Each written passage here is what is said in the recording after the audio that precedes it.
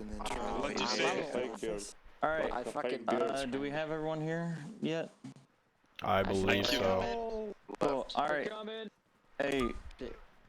1-4 is coming. Stick to your buddies in case you're gonna collapse. So someone sees you. I have the ladder. The ladder. Is Hammer still over there? It looks. Mashallah. Go to the Mashallah, brothers. What happened? Where am I going? Oh my god! I lost my leg. We climb. Somebody's TP me. Put me up. Put me That's everyone. That's a lot of people. up. Bro, the GM just broke my legs, man. Somebody help me out. I'm guessing they crashed or something. Alright, hey, Ceasefire. Hold your fire for debrief. Hold your fire. Cease fire. Put your weapons away if they're overheating. Cease fire. Put your weapons away if they're overheating. Yo, the elder wants you up over there. Just. Alright. Up on Gather the. around, gather around. We're gonna be starting with the debrief here soon. All right. The debrief. The debrief. All right. I hear. Let's keep talking to a minimum. You took the ladder. Quit the talking. Quit the talking. All right. So, thank you guys for attending today for Operation Stonebreaker. Hopefully, it was a little bit different, change of pace from the previous events. Hopefully, you guys enjoyed it. Obviously, we had some people that were role playing. We were role playing and providing some sort of story and guidance along it, so it wasn't just go seize and secure. Hopefully the checkpoints were also somewhat entertaining and it felt different than what we've done in the past. Overall, I think it was pretty well done. It was cool having aviation implemented. I know for Mortar's perspective, it wasn't the most ideal because there wasn't like firing missions that y'all were able to do.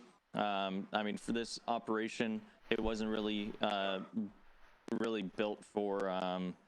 I guess it wasn't built for a good time for Mortar. Obviously, we had to disband like LST and then make other things work. But overall, I think it was a fun time. I liked what I saw. I thought that it was well done for people for at all levels. So good job. I liked what I saw. Wello, do you have anything? Not really. I liked what I saw also. Hope you all enjoyed your time. Really the only mistake I saw was when you guys were bringing the HVTs or the elders back, I mean, to the construction site, and you guys let that vehicle pass you by that happened to be a V-bid. So that was the only mistake I really saw. Other than that, you guys did amazing. I told my gunner, I was like, what the fuck, you just let that guy by? Yeah. So. Yeah, so that's the reason you lost 2 construction trucks. Other than that, you guys did solid. Americans so stupid. Yeah. Yeah. Well done to the role players. Well done.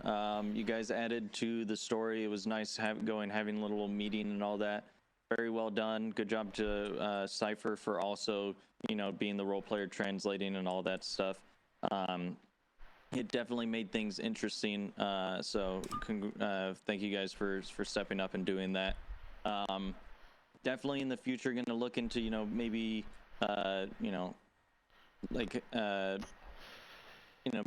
implementing more role players or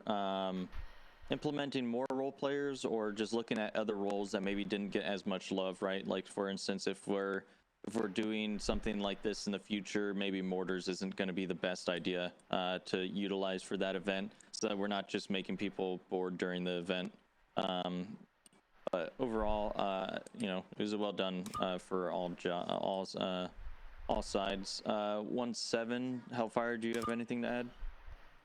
Not a lot of bad stuff to talk about. Most of us had suboptimal positions. Some of us didn't enjoy it a bit, but we tried to move up the positions as much as we can. Overall, our command chat was a bit hectic with me and Solar talking over each other a few times, and trying to coordinate everything was pretty hard. But hopefully it came out pretty good for you all.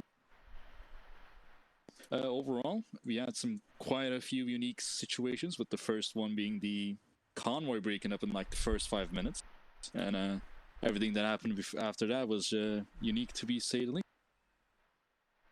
I hope you guys enjoyed. Yeah, I like the medical stuff as well. I think medical people also, I mean, just from watching it happen, I think people enjoyed it more. It felt like they had more stuff to do. It was cool seeing Medivac get involved. So that was definitely interesting and cool. People definitely were, I felt like people like being identified by what level their hemorrhage is kind of adds to the role play of how long they're going to be down for, right? I said it at the beginning, if you've lost 80% of your blood, you need to get medevaced out, because that stuff you wouldn't normally just get like be on your feet or brought back to life. Hopefully, I know the ticket system might have been a little chaotic. Hopefully with more practice and getting those tickets and not losing where people are, you know, people won't be sitting at mob as you know, for as long. But overall, I didn't think that there were too many casualties even in the first place. So yeah.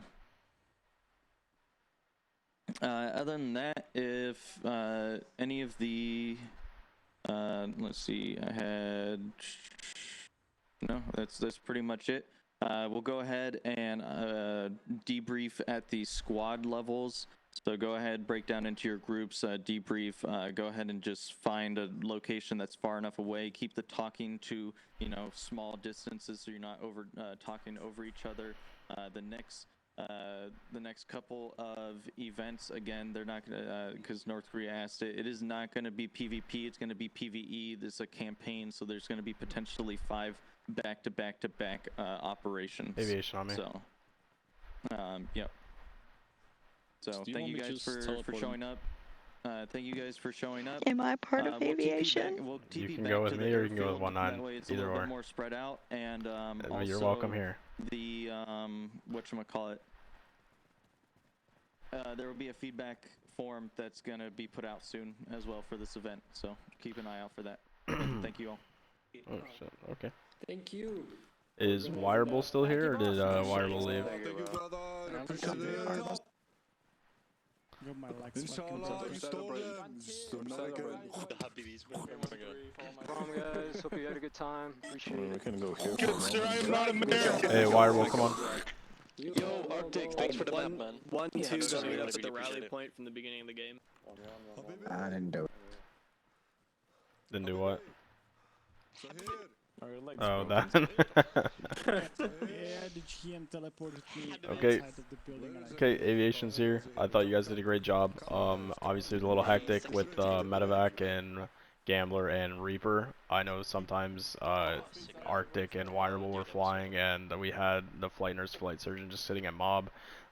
Until we get a few more pilots on board, there won't be much we can do about that. But I thought it all went very smoothly. When medical was involved, obviously you saw you guys were involved for a very long time, getting logistics involved to bring you guys to the mass CAS, dealing with patients, bringing them back to Angel. You know, it really made you guys feel important and not just kind of useless and sit on the sideline. Eclipse and Ninja, great job flying. You guys are taking small arm fires, RPGs, avoiding, still doing CCA with chain guns, helping out 1-4 Hitman. I thought it was really good. Everyone was clear with comms. Everyone was, you know, checked in. This is what we're doing. This is, you know, really what we kind of practice and preach with following the game plan of aviation. For the first event of involving it, I thought it went very smoothly. I don't know if 1-6 or 1-7 has anything to add, but from what I saw, everything was fine. Or if you guys have your own input on things that you want to change, or things that went well, things that didn't went well, you know, feel free to speak up. Yeah, I got a couple things for my people. Yeah, there is definitely more times than I can count on my hand that someone was labeled a class 4 hemorrhage, and we were never called. So, nobody got, I would say maybe 1 or 2, and whenever we first went to Fall Blessing, I think it was the only real exfils that we had until the very, very end. We didn't do anything that entire op. I have 2.5 hours of footage of us just sitting, doing nothing, because we had nothing to do. but we're listening to like other comms and we're hearing shit hit the fan, yet we're not being called out. So I know that's going to be something that kind of comes from all four of us and Angel. I don't think that's a mistake on your guys' end. That's just a mistake on everybody getting used to identifying people, and that we can do that in a medical training or whatever. Just more so putting it set in stone and helping identify and coordinate with stuff. It's just the lack of a 1-9. Yeah. We're too spread out, and we only had like what 2 people for like the 4 squads. They just couldn't. Yeah, and there was a few times where Angel was calling to me, and they're like, "It sounds like we're needed," and I wasn't calling you guys because no one was calling me to bring you in. That's why at first I brought you guys in on standby in preparation because I knew you guys were gonna be needed, but no one was kind of the bridge between the squad level and us. Just it wasn't there. Like, yeah. That's what I was saying. Is like you did what you were supposed to do. Is the fact that there was at no point there was a direction of, hey, there's a mask has or a multi-mask has at one point. There's a multi-mask has over here. Maybe we should have the bird come land here with us. That kind of was an afterthought for everybody. We had ended up trying to like hint at it, like, hey, y'all might need us because according to like the rules or guidelines that we put out before operation. But we also didn't want to like take over and say, hey, we're en route to y'all because based on your radio traffic, it meets the criteria. We didn't want to do that to y'all. Yeah, aside from the medic aviation, like I thought the transport went very well. You know, redeploying at Bulldog went good. Aside from the one RPG that almost hit you guys. The one? You mean like every time we went into land at File Blessing? Yeah, exactly. But the redeploys and HLZs at HLZ swoop went very good. Coordinating with Hitman and 1-4, I thought that all worked out really well. And it was cool getting to utilize Reaper as well, the little bird, get that thing out in action. Any input Eclipse or Wired has as far as like commands or directions and readbacks or anything? Like everything's good there. I thought everything was pretty great. Okay, perfect. For all of that, it was great. I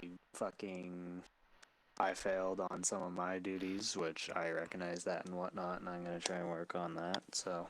You're good. It's like, well, we did the like training session the other day, and you know, we said these are some things that we should work on, and this is where you should be. So I mean, we've already had that discussion before, but I thought today went very smoothly. You know, aside from that, from kind of getting thrown into that role, right? So I thought everything went well. 1-7 Hitman. I don't know if you guys have anything to add on the aviation side. I know we were doing a lot of CAS and ISR behind you guys over there on the mountain, for you know making sure your backs are clear and stuff. No, it was okay on my side. Yeah, nothing from Hitman on aviation. All good. Good. I don't know if you have 1-6 or anybody else has anything to add. You know, it's open floor. I would only add that maybe we could utilize Grenadiers more in Mark. Yeah, like with 40 Mike smokes. Yep. Yep. That's the only thing that I was gonna suggest as well. I also thought about maybe JTAC having the 40 Mike just to mark stuff myself. There was a few times it would have been nice, but I mean, you know, it's neither here nor there. I think it still kind of went well. I was able to talk you guys on just a lot of the targets. I got a potential idea that may help our medical problem. Squad medic can make the call for a medivac, but only 1-9 can cancel it. Yeah, I think that's kind of like a protocol that we have. I think there's a few situations like where 1-2 and 1-1 both had like their squad medics go down at that point. So at that point, maybe the squad lead can kind of step in and intervene as well. I don't know. Yeah. I don't know. I didn't just see Wello there. Wello, was there anything on your side from the aviation standpoint you saw being GM? For aviation, no. Maybe at Blessing, there's kind of a couple close calls with the medivac. You guys landed while there was some insurgents in that tree line right next to the base. You guys could have easily been taken out there. Other than that, no. Yeah, it was hard for where we were positioned, at least us and Hammer in there, to kind of see into the tree line. That's why I had Trident kind of send some Mavericks and Hellfires into that. I do have a kind of genuine question. Why was that turned into an insurgent zone whenever we were told it was supposed to be a safe area for redeployments and reinserts? They were coming down from the north, not like the immediate area. Yeah, I think whenever I briefed or talked to Solar before, I think we had talked about possibly like if you open your map, like Durkalay being like a possible place that they can come down to 1-3/Fall Blessing. So I'm not sure if that's kind of the area they were put in. Oh, okay. I was putting them as far as like north and northeast as I could, and then they were walking through the tree lines up to you guys. I wasn't spawning them here. I was just curious because like it was the very first 5 minutes of the op, and I'm nearly getting fucking shot down. I was like, oh my god. What the? Yeah, I know at one point Trident also had an RPG strike hovering south over Hitman down there, but didn't damage anything. But I figured there was gonna be some troops coming from over there, but at the same time, I was not expecting it that soon. yeah, I didn't expect the amount that were coming that way. Yeah, no, I thought everyone did good on the aviation side. Oh yeah. There's a few kinks to work out, but I mean, for the first op, implementing it, I thought it went well. Yeah, that was my main concern with this event, was mainly just how aviation was gonna do.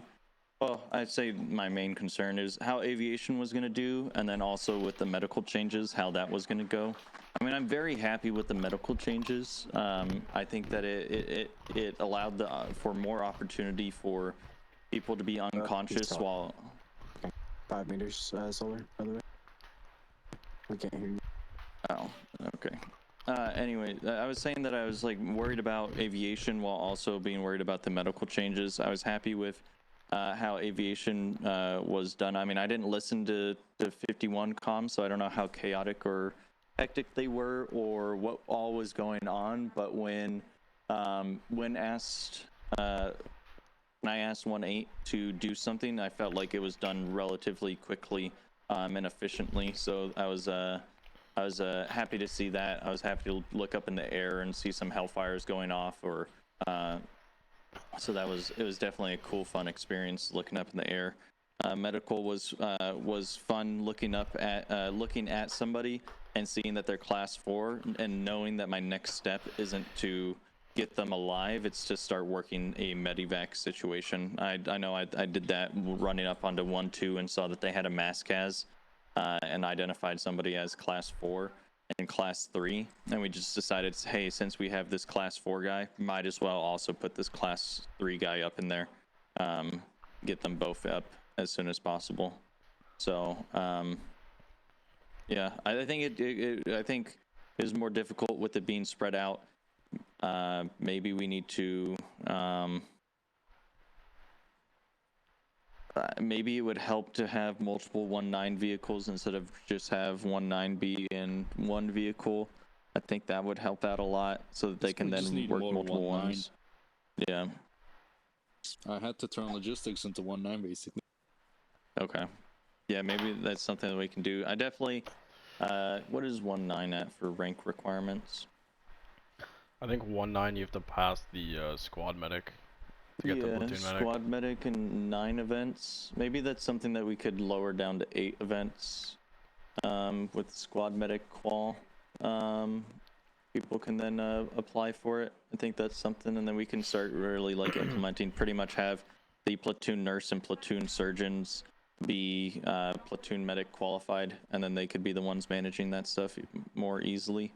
And then reworking the squad medic role to be more implementing whatchamacallit, the casualty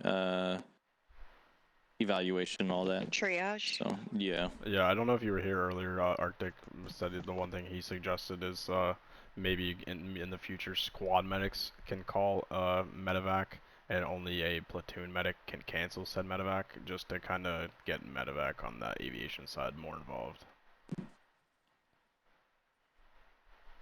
Plus, it would split that responsibility off of a 1-8, and it'd leave it up to the pilot to contact 1-8 to let them know that they're entering the airspace. So that's what I want, is I want 1-9 to be solely handling medivac, so they would be the one doing the full 9 medivac 9 line for the location.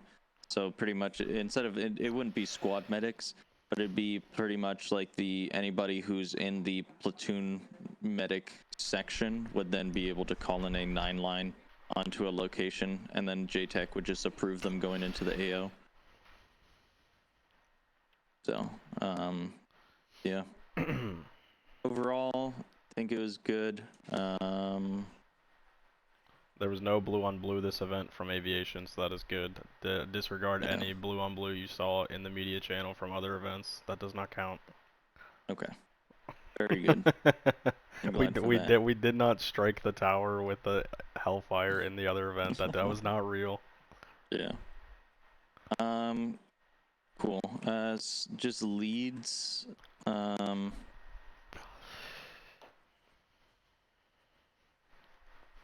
Leads, I would like to talk to y'all when you get the chance, and we can kind of just do a debrief between leads about everything.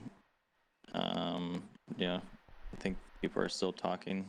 We could probably do that back where we originally did the pre-brief.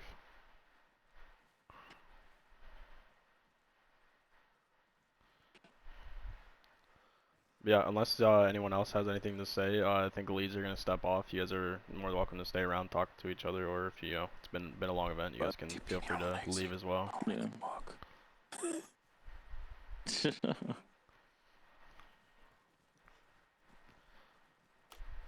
Okay. Thank you guys for your service. Yeah. Thanks for coming, guys. Really appreciate it. Have a good night. I'm fast as fuck, boy. Damn, how'd you get so fast? Oh God. Yo, he's taking morphine. I don't take anything. He's taking morphine. I ain't no squad medic. I don't carry morphine. Faster than you. I know, I'm fucking slow. Morphine? Hey, Stinky! You. Oh, they found the weakness, the other door. I was kind of as sad as you. Sneaky. Oh, you guys don't have the sitting mode? Damn. You do.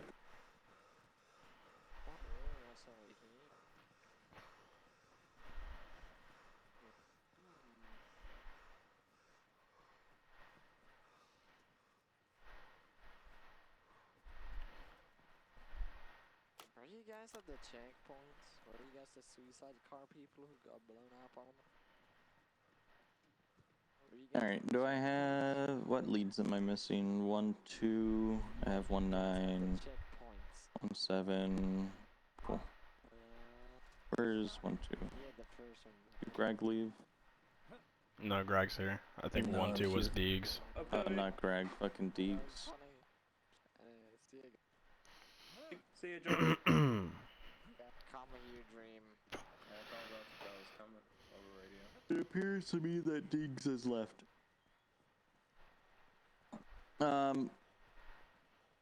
Cool. So, first off, I think Hellfire and I quickly said it about 50 comms being too chaotic and too much for non-essential messages, and I think that this is true, and we should have separated. I don't know if Hellfire, if you ended up doing it, but we should have separated comms onto 2 different channels to be like logistics or managing other stuff would be on whatever channel. Maybe we could split it up to where 1.6 important channels would be on 50, 1.7 messages would go to channel, I don't know, 50.1 or whatever. And this would help like split up the workload so that if you're trying to coordinate with 1.7 to coordinate logistics, then you would be messaging on 50.1 or something like that. And then if you're trying to contact 1.6, then you'd message on 50. Maybe something that we could look into doing. How is comms on 49 for you, Greg? My one issue, most of the calls for medical were on 50, so I couldn't hear most of them, and it was outrageously confusing. So it would be nice if like Medivacs or any information that's like Mascas could actually be forward on 49 more than 50. Yeah, I Okay. hardly heard any traffic So on maybe 49. we'll do that is pretty much instead of managing mass cases, you squad medics should be notifying 1-9 on 49. And then on 50 you're just notifying 1-6 of a mass cas, but you're not managing the mass cas like actual medical section on 50. That way we can just separate that. So this is we'll put something together to kind of separate and say what channel should be set on what. I think that's due kind of like in a frequency channel etiquette packet or something like that. Would be useful. Can you guys hear me? Yep. I want to say that comms were a bit lacking within my squad, but I'm thinking next time I run a squad, I'm going to have them monitor squad channel, so they can hear what I'm saying over squad channel. But I had to go and wrangle some guys, because my TLs were either occupied or incapacitated. Mm-hmm. I think it would just clear things up. Yeah, I mean, I think for squad comms, like I don't. Maybe I need to see it and like be a squad leader and see how it is for managing a Alpha and Bravo team and see if them monitoring or being on fit, being the only ones makes a massive difference. We'll have to see. How did other squads feel like with the comms, with FTLs being the only ones turned on? I'm speaking for 1-3. We were fairly split up when it comes to positioning, but when I was planning it, I kind of expected it. That's why I also placed my FTLs in crucial positions where they can hold it. It was fine. I was directly next to Alpha FTL, so anything we could talk directly to that, and then the Bravo FTL on the top of the construction site could just send me messages of if he had visual or contacts, etc. It was good. Only problem, I like it a lot, the feature. Only issue is Bravo had some issues with like comms, etc., because it's also like people that are not as regulars here. So with them, if those don't have radio, it's kind of hard to, like, it's like ducklings, you know, you gotta pull them in, you know, it's like run up to them, be like, hey, do this or do that, like micromanage them. Yeah. I think that's also probably what happened to Zephyr 2-1, right? And also, who's your FTL plays a huge role for me as well. If I have one trusted FTL or even two, like max, it makes actually a big difference. I'm sorry to cut off, but I just get one of those like light bulbs above my head lighting up. What if people that go through the FTL training, right? They would need to actually do like one event as FTL, like for the SL training. They would have to actually do one FTL in the actual match, just to like lead a smaller team and actually get a hang of what they doing. So we're already thinking about the reason why we haven't implemented it, but we were already thinking about making FTL a qual role like we do for squad lead at a lower level. It would be, you know, pretty much you go through BMT, you do one event, so basically 2 events total, then you'd be able to test for FTL. So it would be, but that's something that we didn't want to implement yet because we want to make sure, like we have people like already not like squad leads that aren't really like have that are filling those positions sometimes. So we didn't want to implement it without even being able to like do squad lead, have squad leads being able to fill it up. But maybe this is something that it seems like maybe we have enough now that maybe we could start implementing or putting out that FTL would be a qual role. We'll have to discuss that and get back with y'all on what we decide. But I think that this would help the platoon's issue with having FTLs in positions that aren't really good at wrangling or being an FTL. So. It's also something I wanted to add is something I often experience in 1-3 is even if you have a more greener FTL join, for example, I had one guy join, I remember his name from before, I was like, alright, I remember this guy being good, right, but I didn't know how it would be today. He was great, right? But also when you had some stranglers like new guys, it's like first or second event, stuff like that. In my squad, I often saw the veterans, like just regulars, not even FTLs, but veterans, but like they've been constantly playing here. Everybody knows them, and they're often the ones that like help out the new guys and be like, go there, don't do this, right? It makes a big difference when you got veterans on a squad. Yeah. Yeah, so like Solar said, we were planning on doing it, so we'll make FTL a qual here pretty soon. The only reason we didn't do it yet was because we were still kind of getting started. We want people to rank up, kind of fill in the more important leadership roles first, so that we have those filled up for every single event. And now that that's happening, and now that you guys like want some more structure in your squads, we can definitely make FTL a qual and have that be a more special thing. Yep.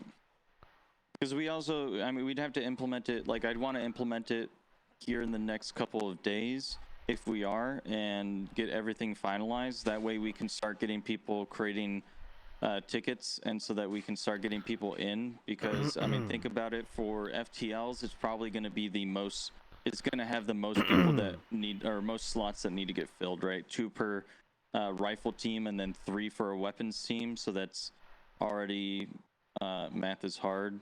9, that's 9 slots that need to get filled, right? Yeah. And then if there's more, like an LST team or whatever, like those are going to be roles that like more people that need to get filled for it. So one thing I'd maybe suggest for that is like for FTLs becomes a role that you have to qual for, maybe you SLs apply to be a cadre for the FTL training. Because if you guys are going to be SLing your FTLs, maybe you guys want them to, and you implement things in the trainings that you would want to see in your squads. Yeah, that's something that we could use a lot of, is having also people apply for cadre roles, right? Wanting to take the initiative to, taking the initiative to, teach people or, do that. So, yeah, there will be no backdating or just being, getting the FTL qual based on performance. You'll have to retake the test, right? No matter what, every single person that we've done, we've never just given out the qual. You have to test for it. Anyways, yeah, by the way, for 1-3, the radio comms were like really chaotic, especially 50. I've tried to, it was hard to track even the squad comms that I had a little bit off of it, so that's why most of the time 1-3 we just stayed off 50. Like, we didn't call out as much, we just handled the problems on our own. Yeah, that's kind of why I, as 1-6, was just not talking as often, and I was only responding when, or was only trying to talk when people were calling me, is because at first I was trying to like communicate over, and then I just realized that it's just a lot of clutter. So like, letting y'all have 50 to kind of communicate between each other, or have other situations take point, and not have me direct. And I was only there for like, if 1-1 gave me a situation update on something, I could then coordinate with other people and just be that connecting person, right? So yeah, I had to turn 50 off multiple times. It was that bad. Yeah, I think I had one where like I saw Hellfire put in 1-9 in chat, and I was like, oh yeah, I'm in like fucking 3 dead people around me, 4 people talking to me in local already. I'm like, fuck. I think it would also, I mean, in Arma 3, it's like a lot more manageable, because you can put one channel in one ear, another channel in another ear, and then turn down the volume of the channels, right? Correct. Like in an ideal world, that'd make things so much easier, because then I could just turn down 50 to like not be blaring in my fucking ears, and then have like, if you're a squad lead, have squad channels be a little bit louder or whatever. But it makes it really chaotic. And I think also it's also a matter of like people not managing their voice distance as well, so they're just yelling at fucking everybody. So I think that's also like an issue. So I mean, to be honest, what we just need is like, we'll have 50 as normal, everyone will talk there, but if it gets too chaotic, people will just turn off of 50 and they'll be on another channel like 49. That channel will always be online, but if you can't get across to someone on 50, you hop up to 49, you call them on 49 and tell them to go on 50. So that'll just basically fix the stuff up. Yeah, so I mean, I had 49 is a good shot for that, where you honestly. said solar. You said I think backup was 50.5 or something if you didn't want trap. yeah. I was on that for the whole time, but it got barely used, and I think Hellfire's point is kind of good because 50 was blaring. I turned it completely off at like a few occasions where we were under fire or fire team was calling in. I mean, you could 50 always is make popping the... off. 50 is popping off because you have 1-6 trying to guide his squad leaders while also having logistics and everybody else contact on it whenever they should be on their own channel anyways. Exactly. So that was the issue. I think it's just a matter of I need to do better before planning on which people are going to be on what, right? Like I said, maybe 50.1 needs to be all the stuff that 1.7 is going to be responsible for being in charge of, right? So like I, as 1.6, am in charge of all the squads that are on the frequency, right? And all the squads that are on the frequency, and any supporting assets that need to intertalk with each other, right? So maybe logistics needs to, that 1.7 would manage logistics, engineers, stuff like that. That would be on 50.1.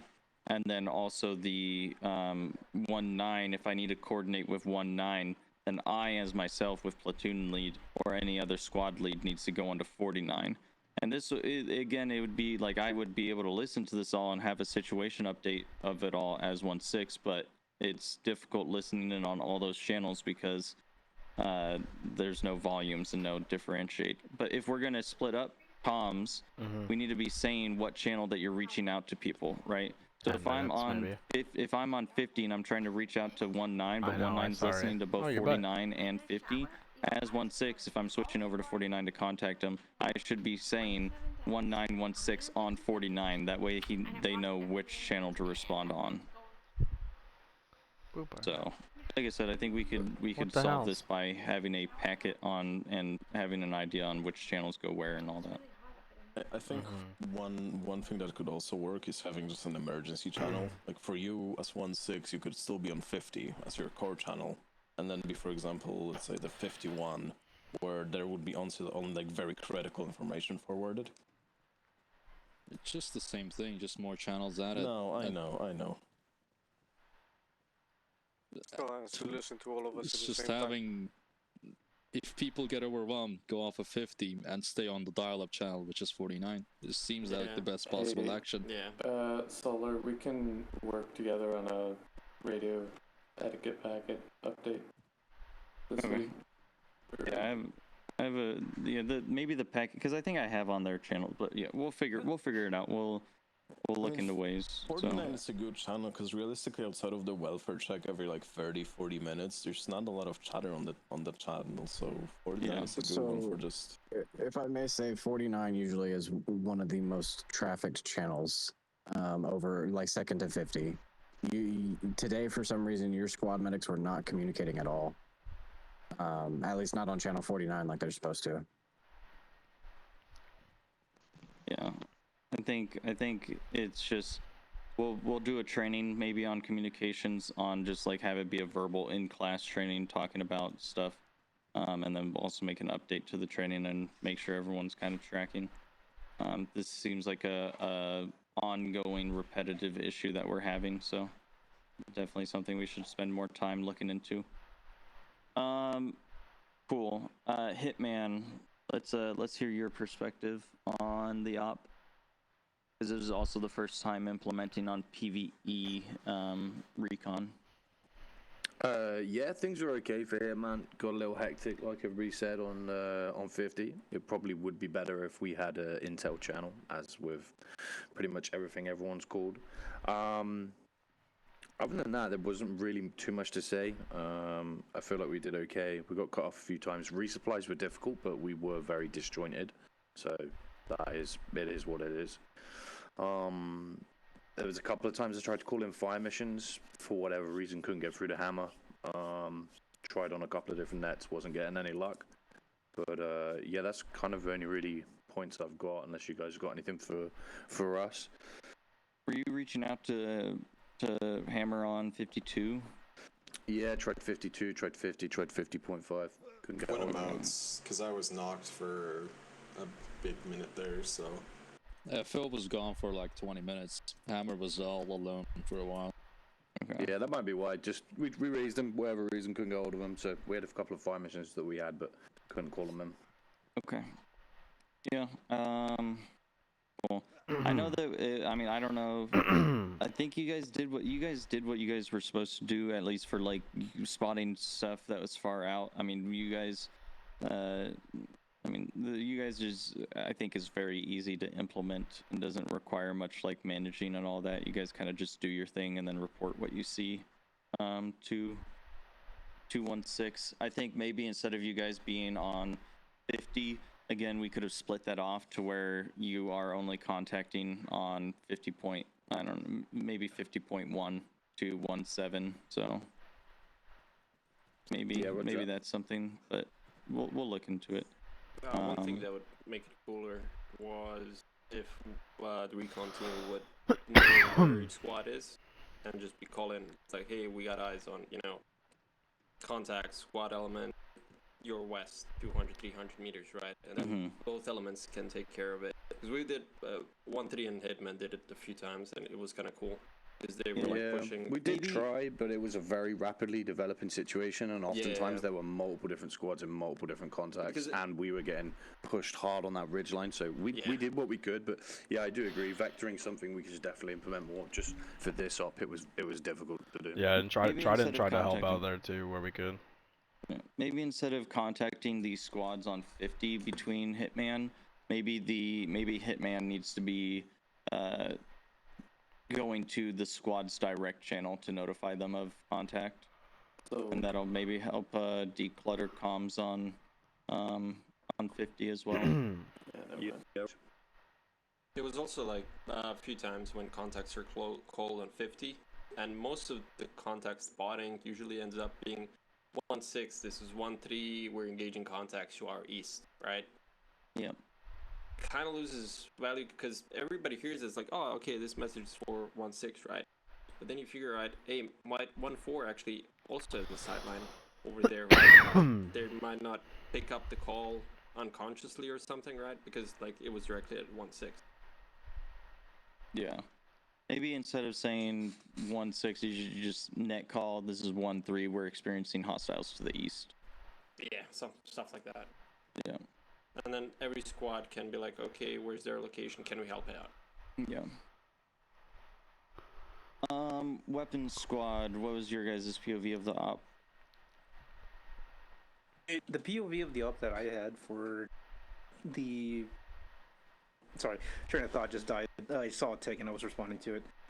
POV of it was a lot of fun. I enjoyed a lot of the contact we had. Most of the time, every time we had contact, it was always fun engagements, good engagements, and there were some people who it was constantly flip-flopping between the sides. Like green team will have a fuck ton of contact in one part of the op, but then immediately the later half of the op, they would get no contact. And then the blue contact would get all the get everything. So it was just constantly having to flip-flop and depending on where it is to send them. Yeah. It was a lot of fun. Even doing the logi, which that's where the funny part happened was 3 of my guys, I went up with 6, came back with 3, had no idea where they went, and when I went back to them, they sent me footage of what happened to them, and their bodies rode down the hill and I never was gonna find them. Okay. They were already 300 meters away from me. So I could not get their tickets. But, yeah, no, having the actual dedicated logi birds for us was a lot of fun. It made us easier. My fucking... Packet heavy was definitely the right call. One note I want to make is maybe next time we scout more role players if we're doing like a checkpoint thing. Because we thought we were going to have civilians rolling through checkpoint and then also have to take contact. Yeah, again, I set up checkpoints and I set up like all this op, and me and Wello did not communicate at all on how this event was going to go, because we wanted it to feel like I wanted to be out of the loop of everything. Like I had no idea that we were going to meet people inside the village or encounter whatever. So that's like, if it would be better for the milsim to kind of have a more RP-ish kind of idea and more planned out view of it. That's something that him and I can definitely do. Is when I'm 1/6ing, we can definitely talk more on how it's going, on how like some stuff is going to go for the overall flow of the op. Yeah, I understand you guys were able to do like civvy vehicles because it was like only 4 role players showed up or signed up, and it would have been just a logistical nightmare. Yeah, but it's like something to think about. I think it's also like while I was bouncing between GMing and then also making sure that the role players aren't, you know, doing anything crazy. So I think it will definitely help out in the future having more GMs be able to assist with the situation to deal with, you know, multiple things, right? Like one person solely focusing on like AI placement, another one who's just focused on managing role players, and then another one who's like managing admin stuff or whatever. So maybe that's something that, I mean, in the future, we've been saying this and like we want to grow our GM team. So, but that's a role that would definitely just be to trusted people. So, yeah, sure. Yeah.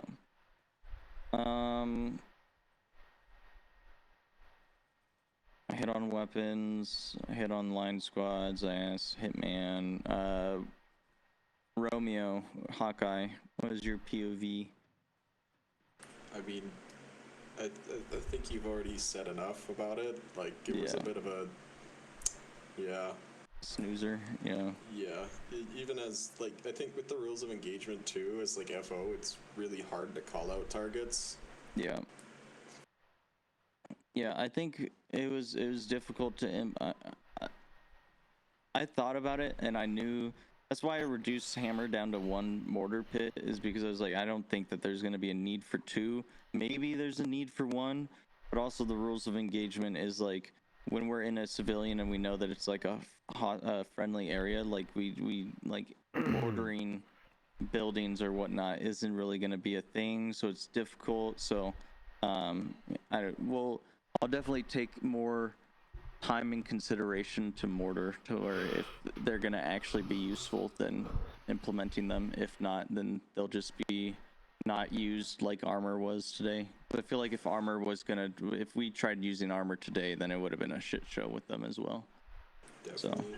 I think on the, I mean, for the smoke, it wasn't bad. It was just they kind of got hit early on, and then it just never ended. So.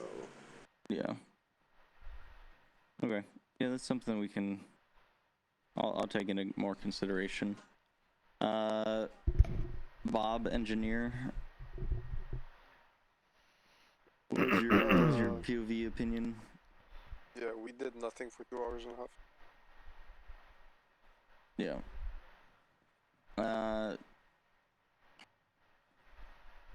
Yeah, I think we could have definitely made it smaller to where Bob and engineers was less.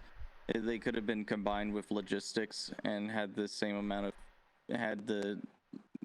of people doing logistics, also doing engineering, so that they have more to do, while also transporting. That would have helped. And then, I mean, we want to have like an actual EOD mod that like has bomb defusal and like all that stuff, but we just didn't really have that. So maybe in There's a couple of issues with that. I agree that maybe it should have been rolled into a different squad, so we could have done more different things. The other issue was whenever there was an ID or a VBID, it was just instantly exploded. There was no roleplay aspect to it.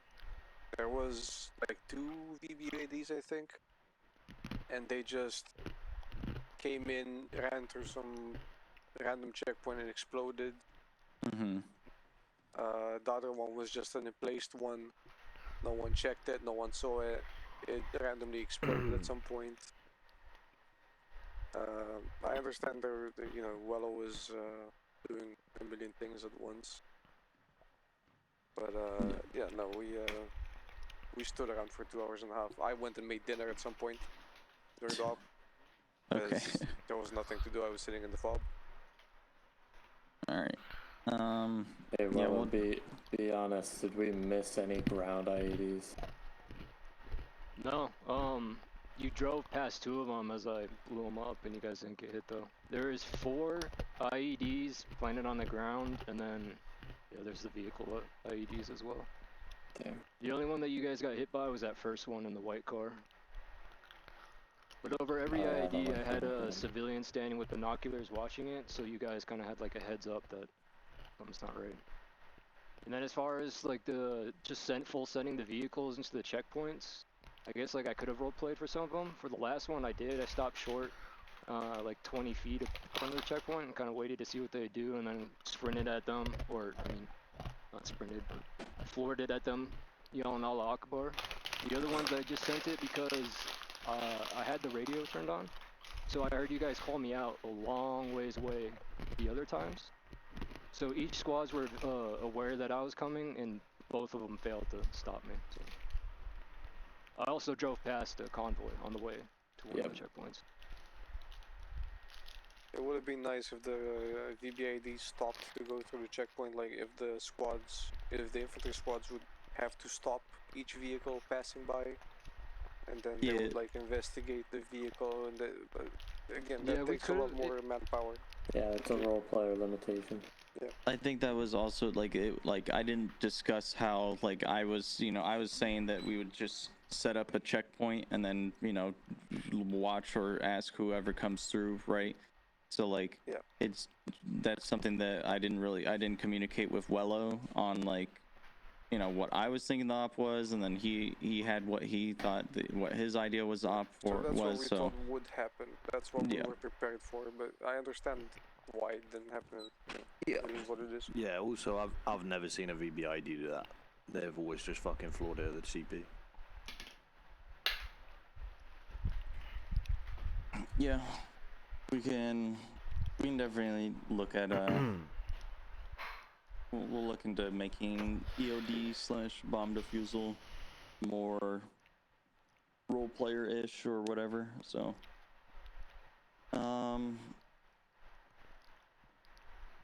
aviation, your guys' POV? From my standpoint, you guys harped enough on 50. I'm not going to talk about 50. I pretty much was talking for 3 hours straight. So I've just been drinking water this entire time. There was a lot of looking at the map and moving people around. Had Trident running ISR for Hitman 1-4, and then we were also able to call out some ISR for 1-1 and 1-3. There was a few times that trying to get a hold of 1-1 and 1-3 just to let them know, convoy coming or vehicle coming, and then 50 was just so flooded I just couldn't get the message through.